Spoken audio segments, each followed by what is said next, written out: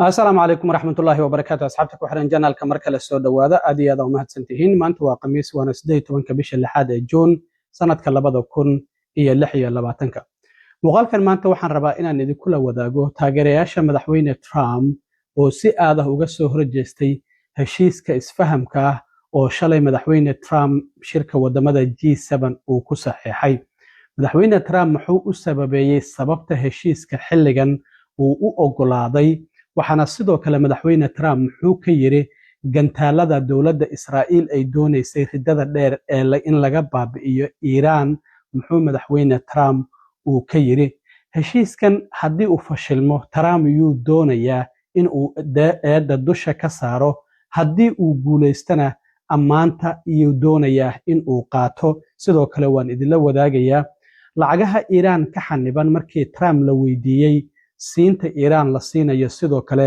muxuu ka yirina waan idin la wadaagaya qodobo badan oo muhiim ah ayaa jira oo ku jira 14 qodob ee heshiiska isfahamka ah oo Iran iyo waliba Mareykanku ay kala saxiixdeen dadka dhaliila arrimaha siyaasadda ee Trump arrimaha dibaddana waxay leeyihiin Trump guul darro ayuu qaatay Iranna guul ayay qaadatay arrintaasina waan idin la wadaagaya sidoo kalena shalay waxaan idin la wadaagay isku daygii dil ee habeenkii axadda ahayd tartankii feerka ee ka dhacay aqalka cad in FBI-du ay fashilisay hadda waxa la leeyahay ninka dhan oo hogaaminaya howlgalkaasi nin wadanka sharci darro ku jooga ayuu ahaa magaciisa ayaa la shaaciyay Mareykanka ay wada gaareen in uu saxiixay dhinaca Iranna sidoo kale waxa uu saxiixay madaxweynaha wadanka Iran Mas'uud Pezeshkian waxa la leeyahay in heshiiska la soo bandhigo 14 qodob waxa uu ahaa codsi ka yimid dawladda Iran hore waxa uu saxiixay madaxweyne ku-xigeenka Mareykanka JD Vance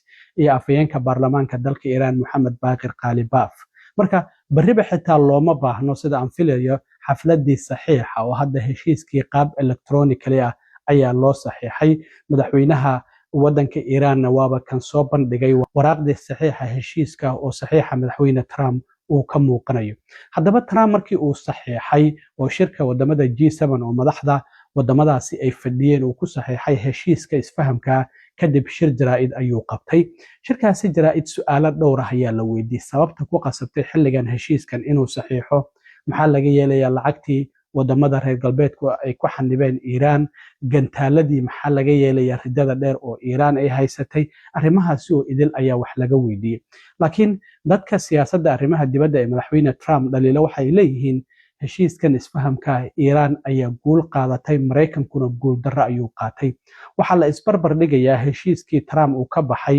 afartiisii sano hore oo madaxweynaha ahaa oo Obama uu la galay dawladda Iran iyo heshiiskan waxa la leeyahay kan ayaaba ka sii daran kii uu la galay Obama oo Trump uu meesha ka saaray markii hore heshiiskaasi oo JCPO la yiraahdo waxyaabaha laga wada hadlayay waxay ahayd oo kaliya nuclearka Iran iyo in cunaqabataynada laga qaado iyo sidoo kalena lacagahooda in loo fasaxo laakiin hadda arrintan waxaa ku jirta in Iran lacag ay horumarina wadamada qaliijku ay bixiyaan oo ilaa 300 oo bilyan ah hadda heshiiskan waa isfaham 60 maalmood oo wada hadal ah ayaa harsan laakiin waxa muuqanaysa in Iran loo ogolaanayo saliideedii inay dhoofin karto isla markaana sidoo kalena 60 maalmood kadib xitaa marinka Hormuz Oman iyo Iran ayaa si wada jira u maamulayo 60 maalmood kadibna Iran lacag way ka qaadi kartaa maraakiibta maraya marinka Hormuz waa waxyaabahaasi marka waxyaabaha ugu muhiimsan ee hadda Iran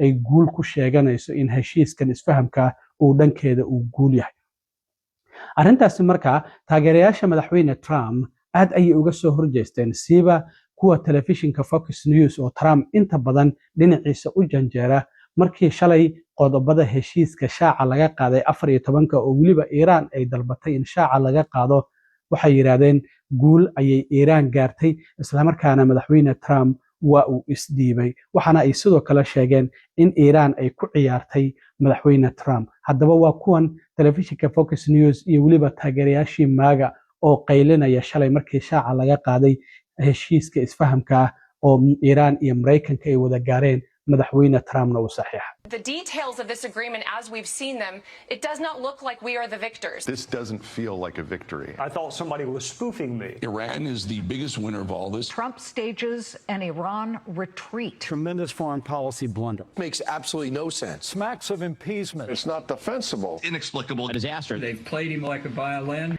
haddaba madaxweyne Trump markii uu heshiiskan saxeexay shalay kadib shir jaraa'id ayuu qabtay.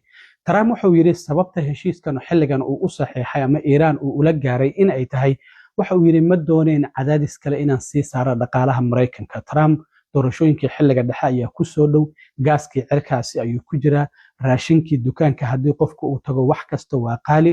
Marka waxa uu sheegay arrintan ma dooneen ayuu yiri waayo xirnaashaha marinka Hormuz waxay cadaadis sii saareysay dhaqaalaha Mareykanka kaasi oo qarka u saarnaa in uu burburo. Sidaas darteed ayaan u saxeexay ayuu yiri amaba heshiiskan aan Iran ula gaaray.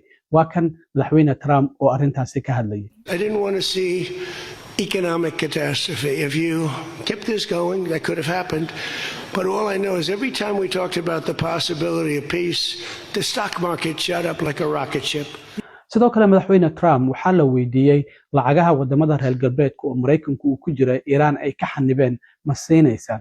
wuxuu yiri markastaba lacagtan iyaga ayaa iska lahaa, inagu waan ka xanibnay, markastabana waa ay heli lahaayeen. marka lacagtooda waxa uu yiri sabab aan ku haysanaba ma jirto oo lacagtooda markastaba waa la siinaya.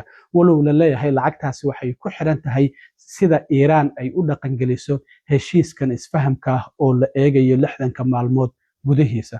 waa kan Trump mar kale oo ka hadlayay in Iran loo fasaxo lacagaha laga xanibay.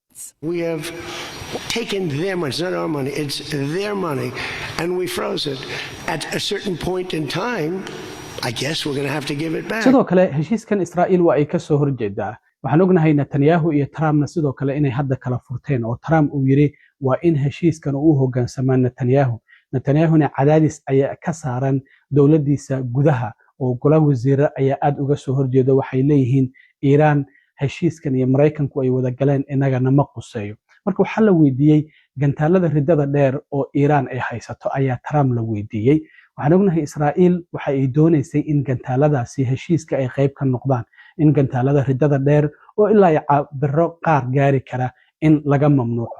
laakiin heshiiska maba ku jiraanba. Trump ayaa la weydiiyay oo waxaa la yiri heshiiska maxaa loogu dari waayay gantaalada ridada dheer Iran in aysan samaysan karin. waxa uu yiri horta 80 ilaa 85% gantaaladoodii waan baabi'inay. marka wax yar ayaa u haray, gantaaladuna caalamka dhan ma baabi'iyaan, hal meel ayay ku dhacaan. marka xaq ayay u leeyihiin wadamada kaleba waa ay haystaane in gantaalo yar ay haystaan. waa sida Trump oo shalay shirkiisa jaraa'id ka sheegay. isagoo arrintaasi ka hadlayayna madaxweyne Trump waxa uu yiri They have to have some because other people have some. You got to have some. Missiles aren't the problem. Missiles are, they hurt a little location, but they don't blow up the planet. What are they keeping? What are they keeping? They have less than other nations now. We knocked out probably 84-85% of their missiles. sidoo kale madaxweyne Trump waxaa la weydiiyay wada xaajoodkan lagula jiray Iran oo heshiiskan isfahamka uu ka dhashay waxa hogaaminayay madaxweyne ku-xigeenka. marka heshiiskan haddii uu fashilmo eedam waxa dusha ka saaraysaa madaxweyne ku-xigeenkada JD Vance. wuxuu yiri heshiiskan haddii uu shaqeeyo horta amaanta aniga ayaa iska leh, laakiin haddii uu fashilmo JD wuxuu yiri taxadir lahaw eedda adiga ayaa lahaanayo. marka waxa uu leeyahay haddii uu guuleysto amaantu waa aniga, laakiin haddii uu guuldareysto anigu eedda ma lehi. sidaas ayaa madaxweyne Trump uu leeyahay. waa kan isagoo arrintaasina ka hadlayay. I like that idea, sure. Well, this way, if it works out, I'm going to take the credit. If it doesn't work out, I'm blaming JD. You better be careful, JD. marka isku soo wada duuba heshiiskan 14 qodob ah, dadka falanqeeya siyaasadda waxay leeyihiin waa guul Iran u soo hoyatay. maxaa yeelay marinkii Hormuz hadda iyaga iyo Cumaan ayaa loo madax banaaneeyay. waa kow. tan kale gantaaladoodii waa ay haystaan. arrimaha nuclearka markii horeba Iran nuclearka muran ayuu ka taagnaa, walow hadda wada xaajoodkooda uu harsan yahay. lacag 300 bilyan waa la siinaya, lacagahoodii waa loo fasaxaya, cunaqabataynadii waa laga qaadaya, shidaalkooda waa ay dhoofin karaan, xiriirkoodii wadamada caalamka waa ay soo celin karaan. oo hadda madaxda wadamada G7 waxay yiraahdeen inaguna diyaar ayaan u nahay inaan cunaqabataynta ka qaadno, xiriiradii safaaradihii in dib loo soo celiyo. marka Iran dagaalkan faa'iido ayuuba u lahaaba, laakiin dadka dhuuntu ay go'an tahay oo careysan waa Israa'iil. Mareykanka iyo Israa'iilna sida muuqata hadda waa sii kala furanayaan oo xiriirkii ka dhaxeeya waxa uu muuqdaa in uu sii xumaanayo marka heshiiskana qodobka koowaad wuxuu yahay dagaalka dhinac kasta in laga joojiyo oo Lubnaan ay ku jirto Israa'iilna waxay leedahay koonfurta Lubnaan kama soo baxayno Gaza kama baxayno Syriana kama baxayno marka haddii duqeyn Israa'iil ay ku bilaabaan Lubnaan Israa'iil macnaheedu waxay tahay Mareykanku isagoo faragelinaynin in Iiraan arrintaasina ay ka jawaabi karto marka xaalku halkaasi ayuu marayaa heshiiskaasi isfahamkana Mareykanka iyo Iiraan waa ay kala saxiixdeen waana uu soo gabagabay ugu dambeyntii shalay waxaan idin sheegay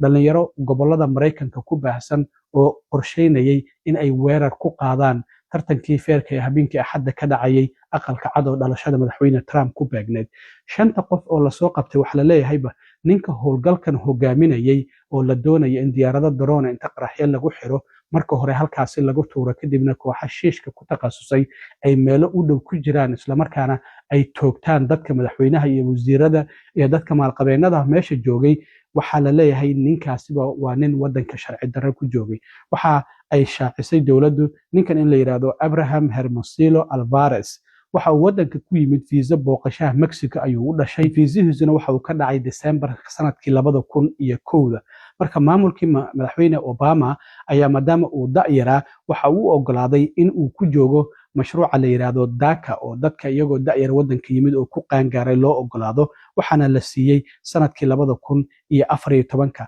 ayaa loo ogolaaday DACA ninkan marka waxa la leeyahay waaba ninka howlgalkaasi hogaaminayay waxayna ay sheegeen dhalinyaradan oo ilaa hadda 5 la soo qabtay oo 4 gobol oo kala duwan laga soo qabtay inay doonayeen in kacdoon ay horseedaan wadanka ka dhaca maxaa yeelay dawladda ay ka soo horjeedeen dadka maalqabeennada ay ka soo horjeedeen baaritaanaduna wali waa ay socdaan oo dad kale ayaa lagu daba joogaa laakiin ilaa hadda 5 qof oo idin muuqata ayaa dadkii la soo qabtay waxaana ugu dambeeyay ninkan sawirkiisa uu idin muuqdo oo magaciisa la yiraahdo Abraham Hermosillo Alvarez oo Mexico ka yimid wadankana sharci darro ku joogay oo la yiri waaba ninka mas'uulka ahaa howlgalkan in uu dhaco aad iyo aad u mahadsantiin asxaabta intaan mar kale kulmi doono waa saaxiibkiin cilmi waro idin la sida iyo nabadgelyo